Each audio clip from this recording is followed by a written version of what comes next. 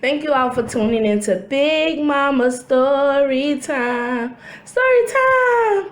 Don't forget to like, subscribe, comment to my page. Here we go.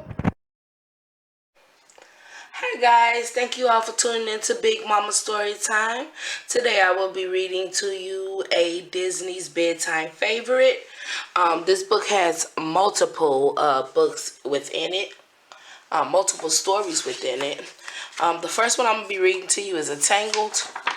It is Bedtime for Max.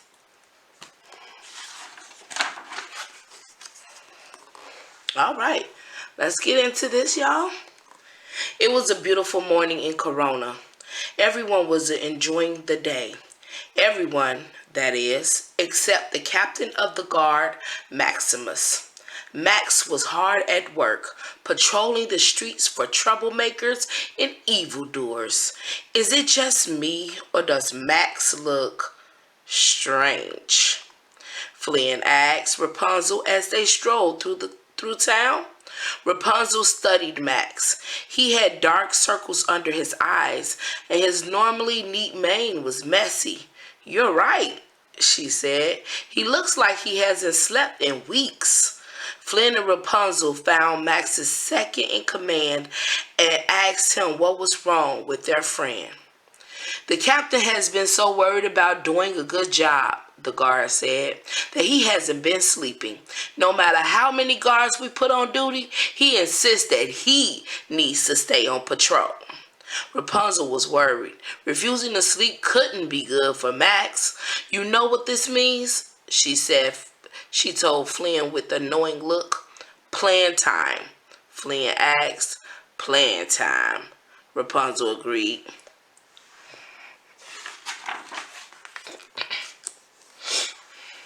The two went off to figure out their plan. When they returned, they found Max running drills with his guards. "Max," Rapunzel cried, "I can't find Pascal anywhere. Can you help me find him? I'm afraid something might have happened."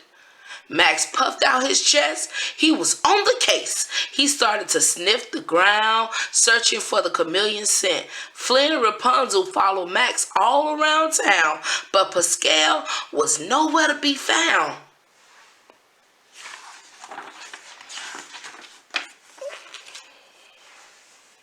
Finally, as they turned toward the stables, Max caught the chameleon scent. The friends burst through the stable doors, eager to rescue Pascal, but he was fast asleep on a pile of hay. "You found him! Great job, Max," Rapunzel said. "Say, Max, old buddy," Flynn said, "since we're here in the stables with this nice pile of hay, what do you say to a nap?" But Max just shook his head. He was too busy to take a break. Rapunzel and Flynn looked at each other, disappointed.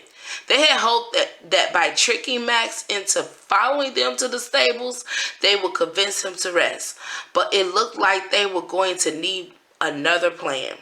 Luckily, Flynn was on the case. A little while later, Flynn and Rapunzel found Max inspecting ships that had just arrived at the harbor.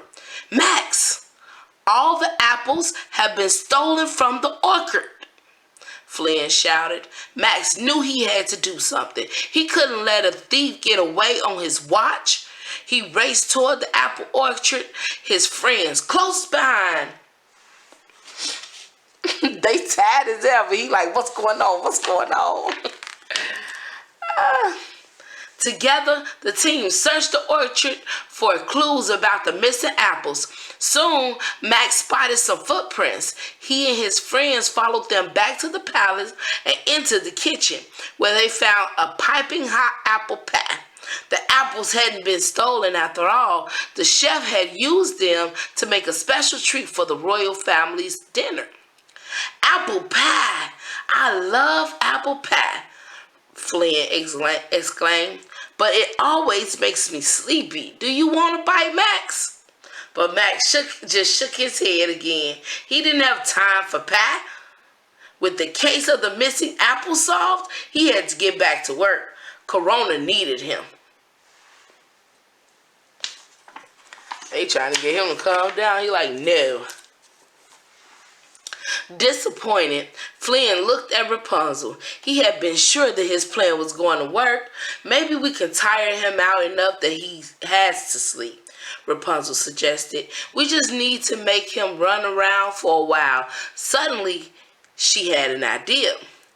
We have to get to the Snuggly Duckling, Rapunzel told Max. The pub thugs are in trouble. Trouble was the only word Max needed to hear. He motioned for Rapunzel and Flynn to hop on his back, and the three galloped toward the Snuggling Duckling. The name and the place don't look like a Snuggling Duckling to me. Max burst into the Snuggly Duckling. He scanned the tavern looking for the troublemakers, but everyone was gathered around the piano, singing and laughing. Max looked at Rapunzel and Flynn confused. No one was in trouble. With a sigh, he turned to leave. Wait, Max, Rapunzel said. We're sorry we lied to you. We were just worried. The truth is, we've been trying all day to make you rest. We were just trying to help, Flynn added. You do need a break. Max, Rapunzel said, can't you just stay for one song? Max was touched that his friends cared enough to spend the day trying to help him. With a whiny, he agreed. One song couldn't hurt. Probably a lullaby, y'all. Flynn put a blanket over Max, and Rapunzel motioned for everyone to quickly leave the Snuggly Duckling. As the thugs quietly closed the door behind them, Rapunzel gave Flynn a hug. It had taken them all day, but they had finally gotten Max to take a well-deserved break.